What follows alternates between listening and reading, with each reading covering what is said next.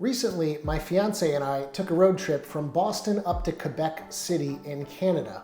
This was our first time in Quebec, and it was a really fun trip. We decided to take the Ioniq 5 instead of the Ioniq 6. There were a few reasons for that, we'll talk about that later, but it was about 900 miles round trip. So in today's video, we're gonna talk about my first big road trip in an EV in over 2 years. So if you guys wanna find out all the details about this road trip, then stay tuned. Hey everyone, it's the Ioniq guy. If this is your first time to the channel, welcome. My name is Corbin. I cover all things Hyundai, Kia, and Genesis EV related. Forgive my voice, I am getting over COVID. Unfortunately, it knocked me out for the past week, and I'm finally starting to feel good enough that I can sit down and record a video. As many of you know, I recently moved to Boston, and getting to Quebec City from here is a little bit easier than from central Connecticut where I was living before.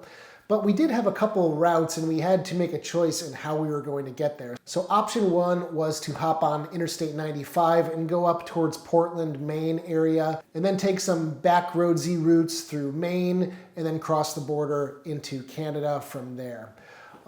That route wasn't my favorite because it was a lot off of the highway, which I wasn't really a fan of. I kind of wanted to stick to the highway route. And that left us with our second option, which was basically hop on Interstate 93 up through New Hampshire, Franconia Knots, just a beautiful drive through the White Mountains until it intersects with Interstate 91 in Vermont. And then you cross the border there at Stansted. And from there, go up into Quebec City. Now that route is pretty sparse in terms of chargers. Once you get out of the southern New Hampshire area, there's not that many DC fast chargers available. So when I originally started planning this, I was thinking I might stop in St. Johnsbury, Vermont. There's a Ford dealership there that has some newer high power chargers that I was gonna top up to make it to Canada.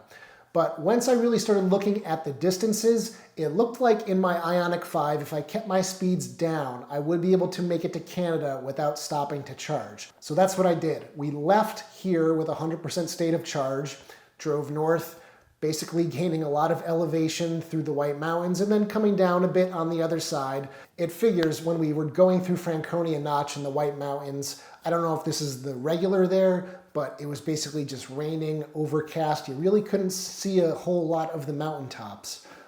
Maybe that's the regular. Any of you that live up in that area, let me know. And of course, on the drive south, more rain, more clouds, thunder, all around, not a nice drive through Franconia Notch. And it cleared up like immediately once we got out of the White Mountains. But we did average about 3.3 miles per kilowatt hour on the drive up there. Now I did set cruise control to 65 for pretty much the entire drive. And then when you go through Franconia Notch for a few miles, the speed limit drops to, I think, 40 miles per hour. So there's a decent drop off in speed as you're going through those higher elevation areas.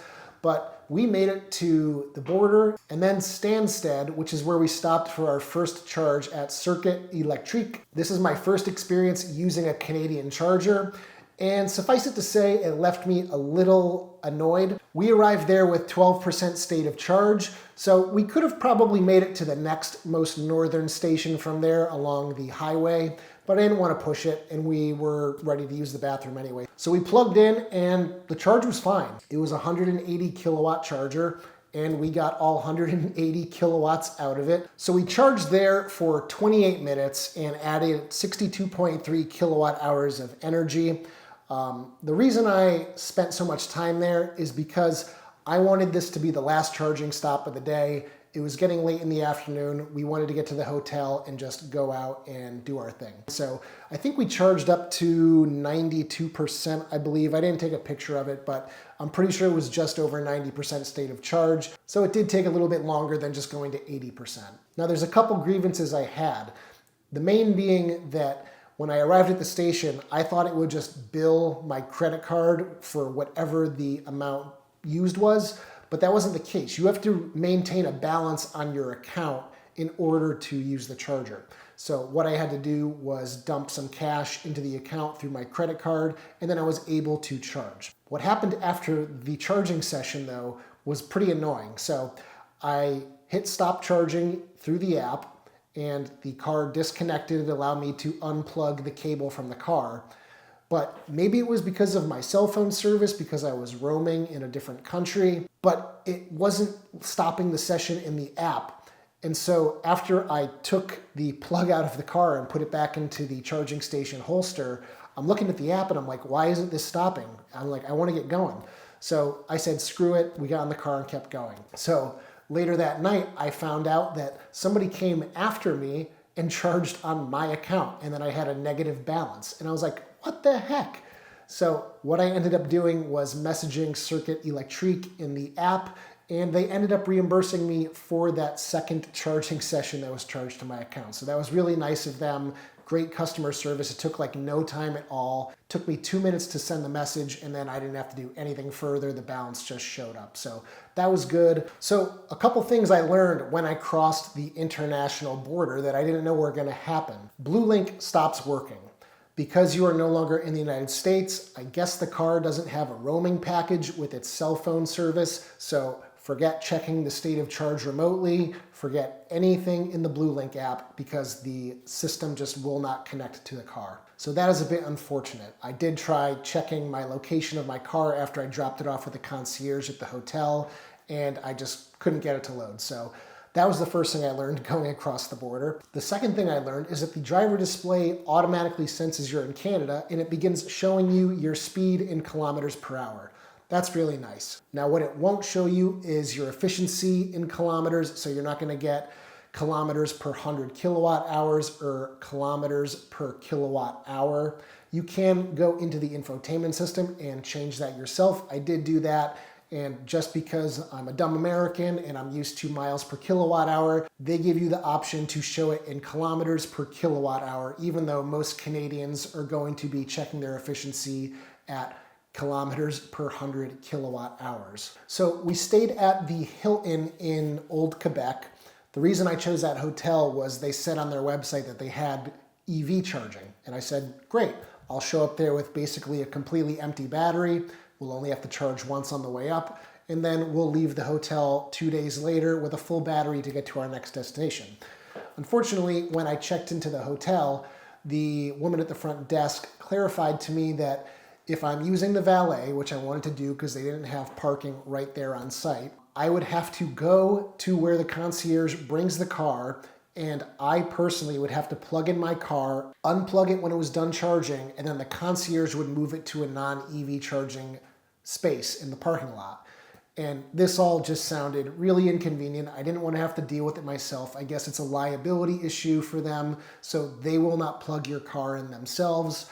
And I just said, screw it, you know what? I'll just find a charging station after we leave in a couple days. So we explored Old Quebec for a couple days. Such a beautiful city. I cannot believe it's only 7 hours away from where I grew up.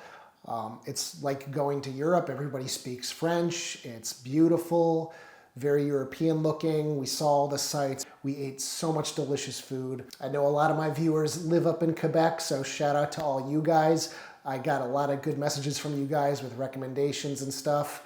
But yeah, it was all around a very good time. I will say, very windy city, surprisingly. I was not expecting that. I mean, the wind was whipping through there. I was super impressed with how many Ioniq 5, EV6 I was seeing in the area. I think I only saw one Ioniq 6, but the number of Ioniq 5 and EV6s was through the roof. Very cool to see. I saw more of those cars in that city than I've seen in my old neck of the woods in central Connecticut in a month's time. That sounds like the government incentives in Quebec are very good.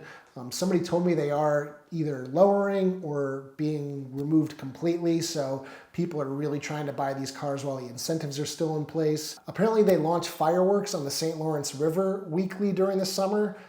We were just laying in our hotel room one night and we just saw out the window that was facing towards Old Quebec. We just saw massive fireworks going off and we're like, oh, we didn't hear about this, but it was really cool to see. We were on, I think, the 7th floor, so we had a pretty good view. So our time in downtown Quebec City was up and it was time to head out. And on our way out, we wanted to stop at Montmorency Falls, and we had enough charge to get there. So we went there, we hiked up to the top of the falls, took some pictures. It was a nice little detour.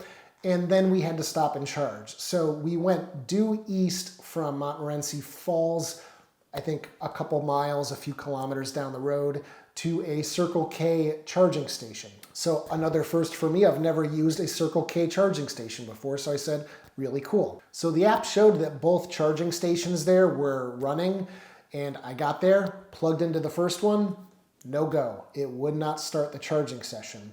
So I moved the car over to the second charger, plugged in, and within a matter of a minute or two, I had it up and running and charging at full speed. It was another 180 kilowatt charger. That seems to be pretty standard in this area.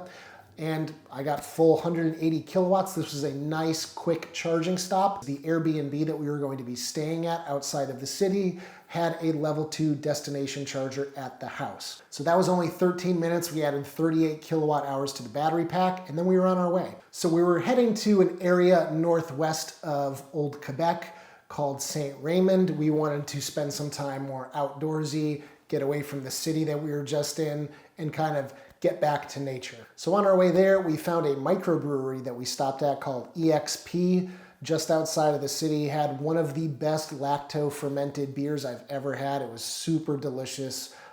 Shout out to EXP, they had a really cool spot. And after that, we headed up to a grocery store in St. Raymond to get some supplies for a few days, and then we headed to our little chalet. And there we stayed for 3 days, and it was just an all-around terrific experience.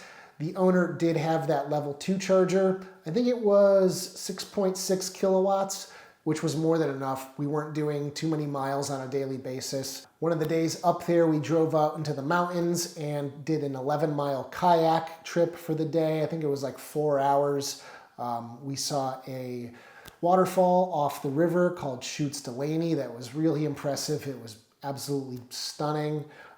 Beautiful area. If you've never been outside of Old Quebec in the city there, it is just so beautiful. We were a little worried about doing so many miles in the kayak because neither of us have that much kayaking experience, but honestly, we felt great the next day. We thought our arms were going to fall off, but we ended up feeling just fine. So we charged the car up to 100% when it was time to head out, and we hit the road, and we made it basically back to the same station as we originally did when we crossed the border in Stansted, plugged into the exact same charger. No issues with connectivity this time. We averaged 3.5 miles per kilowatt hour from St. Raymond to the Stansted charging station, which is pretty good. And this was also another fairly long charging session because I wanted to only charge this one time to make it back to the house in Boston. So that was just under 30 minutes, 29 minutes, 33 seconds. We added 55 kilowatt hours of energy, and that would be enough to ultimately get us back home. So because of that original drive north, I knew that I was going to have a bit of a buffer at the bottom, about 12% of the battery pack. So I did up my speeds on the way back a little bit. I think I sat at like 68 to 72 miles per hour for most of that drive, and then there was some rush hour traffic heading into the Boston metro area. But we made it back to Boston with, I think, about 10% remaining, and then we plugged in here at our level 2 chargers at the apartment, and all was good. So for just about 900 miles of driving, we only stopped to charge 3 times. That took a total of 70 minutes. We used 155 kilowatt hours of energy. In Canadian dollars, that cost us $84.54, and in US dollars, that was $62.26. So I'm not going to complain about that. 900 miles only cost us $60. Really not too bad at all. When you bring it down to a per mile, that's 7 cents per mile. So had we brought our Hyundai Ioniq 6, it would have been even less charging and cheaper overall. The main reason why I didn't want to take my Ioniq 6 was because I couldn't utilize my Comma 3X in the car with Sunny Pilot, and doing 900 miles, I knew I didn't want to have to use the car's built-in driver assistance functionality. I wanted to use the Comma, which basically is hands-off self-driving on the highway, and it was awesome. It worked great. All in all, though, I am very impressed with Quebec's charging infrastructure. I love that you can have one app, the Circuit Electrique app, and you can use Circle K chargers. You can use their own branded Circuit Electrique chargers. The app just worked pretty much most of the time, except for that one instance where it wouldn't connect, but that could have been cell phone connectivity issues for all I know. They do have some of the same reliability issues as we do in the United States at that Circle K charger that wasn't working when I plugged in. It's also really cool to know that most of that electricity is coming from hydropower. So all these EVs are charging on clean, renewable energy.